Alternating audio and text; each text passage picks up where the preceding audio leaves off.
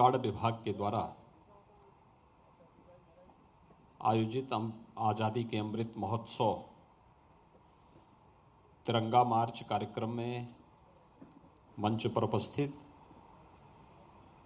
प्रदेश सरकार के होमगार्ड एवं कारागार विभाग के मंत्री श्री धर्मवीर प्रजापति जी, अपर मुख्य सचिव गृह श्री अवनीश कुमार अवस्थी जी,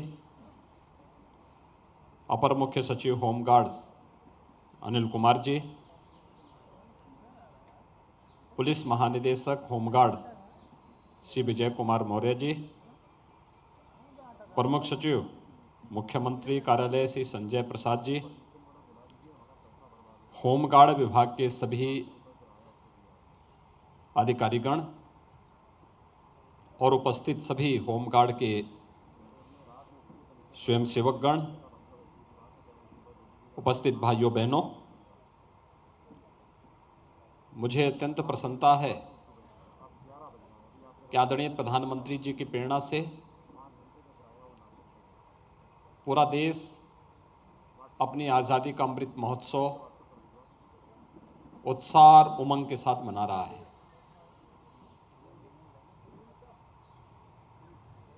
यह अपने आप में हर नागरिक की उपस्थिति से यह उत्सव एक राष्ट्रीय उत्सव हो चुका है। और धन्यवाद दूंगा मैं होमगार्ड्स के जवानों को, जिन्होंने विकास खंड स्तर से लेकर के प्रदेश स्तर तक इस बृहद जागरूकता मार्च के माध्यम से राष्ट्रीयता का भाव प्रत्येक नागरिक तक पहुंचाने के लिए जो कार्य किया है, आज यहाँ पर आपके इस तिरंगा मार्च के माध्यम से उसकी एक झलक हमें भी देखने को मिली है।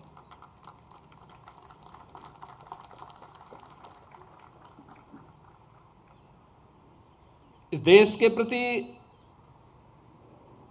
भारत के हर नागरिक का अपना दायित्व है।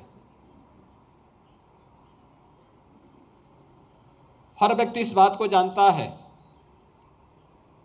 कि आज हमारा जो अस्तित्व है, हमारी जो अस्मिता है, वह इसलिए है क्योंकि ये हमारा देश है। हम सुरक्षित हैं इसलिए क्योंकि हमारा देश सुरक्षित है। हम खुशहाल हैं इसलिए क्योंकि हमारा देश प्रधानमंत्री मोदी जी के नेतृत्व में खुशहाली के मार्ग पर तेजी के साथ आगे बढ़ा है। भारत के अंदर हर व्यक्ति के मन में उत्साह और उमंग है, इसलिए क्योंकि आज़ादी के अमृत महोत्सव के साथ हर व्यक्ति को जोड़ने का जो कार्यक्रम बना है, यह आज़ादी का अमृत महोत्सव उस बात का प्रमाण हम सबके सामने है। इस सदी की सबसे बड़ी महामारी से दुनिया की इस सबसे बड़े लोकतंत्र को बचाने के लिए जो प्रयास हुए वे अभिनंदनीय हैं। हर तबके का अपना योगदान है। प्रधानमंत्री मोदी जी के नेतृत्व में हेल्थ वर्कर्स अपनी जगह काम कर रहे थे, प्रशासन, शासन, पुलिस के कार्मिक, होमगार्ड्स के जवान,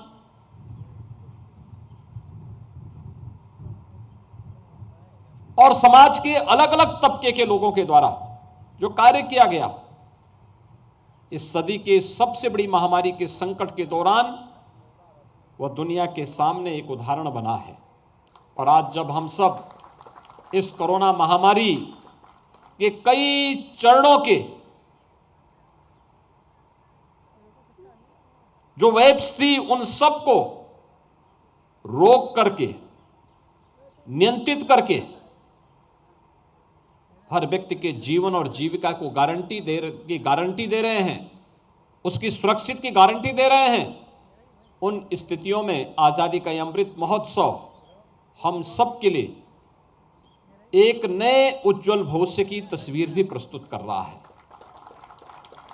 भाइयों बहनों, हम सब जानते हैं कि 11 से लेकर के 17 अगस्त के बीच अमृत महोत्सव सप्ताह का आयोजन पूरे देश के अंदर आयोजित है और स्वाभाविक रूप से देश की सबसे बड़ी आबादी का राज्य होने के नाते उत्तर प्रदेश में सबकी निगाहें भी थी। मुझे प्रसन्नता है समाज का हर तबका बढ़ चढ़ करके इस पूरे कार्यक्रम में भागीदार बन रहा है। क्या सरकार के मंत्रियों या प्रशासनिक अधिकारी, पुलिस के वरिष्ठ अधिकारी हों या एक जवान, और ऐसे होमगार्ड विभाग में भी हर एक स्तर पर हर व्यक्ति स्वतःस्फूर्त भाव के साथ आजादी के अमृत महोत्सव के इस कार्यक्रम के साथ जुड़ता हुआ दिखाई दिया है।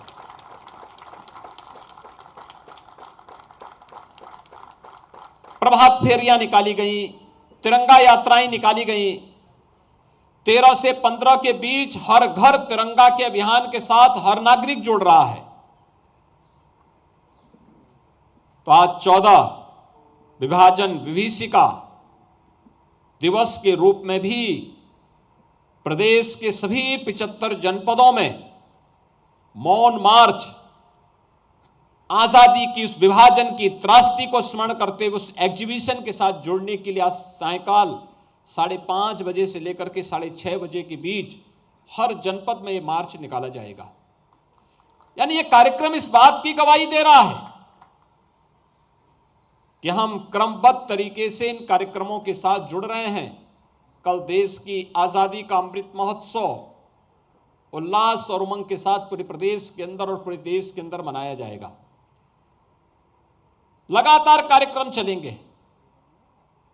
सरकारी भवनों को जिस प्रकार से डायनेमिक फसाड लाइटिंग के साथ जोड़ा गया वह दर्शनीय है।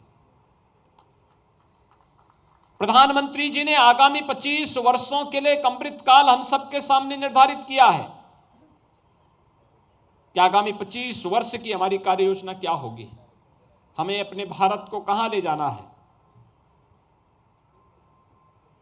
एक समृद्ध और सुरक्षित भारत के लिए हर व्यक्ति को अपने स्तर पर प्रयास करना होगा, अपनी अपनी जिम्मेदारियों का निर्वहन करना होगा। ईमानदारी के साथ किए गए प्रयास उतने ही सार्थक परिणाम हम सबके सामने प्रस्तुत करेंगे। और इसीलिए आज आप सबका आह्वान करने के लिए, जब आपने ब्लॉक स्तर से लेकर के प्रदेश स्तरीय इस तिरंगा मार्च के माध्यम से आप सब होमगार्ड के 90,000 जवान और उनके परिवारों का प्रतिनिधित्व करने के लिए आज यहां पर उपस्थित हुए हैं। भाइयों बहनों, कभी भी राज्य सरकार ने आपके साथ कोई भेदभाव नहीं किया, हर स्तर पर सम्मान देने का कार्य भी किया। मेरे पास जब 2 वर्ष पहले प्रस्ताव आया था कि होमगार्ड के ऋतिक परेड में अगर आप आ सकें, मैंने कहा भी क्यों नहीं आऊंगा, और मैं स्वयं उस परेड में भागीदार बना था। मेरे सामने प्रस्ताव आया था, होमगार्ड के जवानों को मात्र 300 रुपये भत्ता प्राप्त होता था प्रतिदिन का। हमने कहा इसको बढ़ाने की प्रक्रिया को आगे बढ़ाया जाए, और फिर उत्तर प्रदेश के होमगार्ड के जवानों को भत्ता उसी प्रकार से आज प्राप्त हो रहा है जैसे पुलिस कार्मिकों को प्रदेश के अंदर प्राप्त होता है। यही नहीं, होमगार्ड के जवानों के लिए अगर किसी दुर्घटना का शिकार दुर्भाग्य से हो गया, बीमा का कवर नहीं था, हमने कहा राज्य सरकार के स्तर पर हम लोगों ने 5 लाख रुपए उस परिवार की सहायता के लिए उपलब्ध करवाए। और मुझे प्रसन्नता है कि जब से व्यवस्था हुई, यद्यपि हर व्यक्ति की मौत दुर्भाग्यपूर्ण होती है, लेकिन शासन के स्तर पर क्या सहयोग हो सकता है। 800 से अधिक होमगार्ड्स के परिजनों को इस प्रकार की सहायता 5 लाख रुपए प्रति परिवार सहायता की भी व्यवस्था राज्य सरकार के द्वारा जो अनुमन्य सहायता थी उन परिवारों को इस दौरान प्राप्त हुई। प्रदेश के अंदर बीमा का कवर देने का हो या फिर समय समय पर प्राप्त होने वाली अन्य सुविधाएं, राज्य सरकार इन सब के साथ जुड़ी हुई है। लोग बहुत बार बोलते थे कि होमगार्ड के जवानों का अब उपयोगिता नहीं। मैंने कहा भी उपयोगिता क्यों नहीं है, वे जमीन से जुड़े हुए हैं, उनकी उपयोगिता हमें प्रस्तुत करनी पड़ेगी। ट्रैफिक की व्यवस्था के साथ उनका योगदान हम ले सकते हैं। हम विभिन्न आयोजनों में, पर्व और त्योहारों में उनका उपयोग कर सकते हैं। किसी भी अन्य स्थल की व्यवस्था में उनका महत्वपूर्ण योगदान हो सकता है।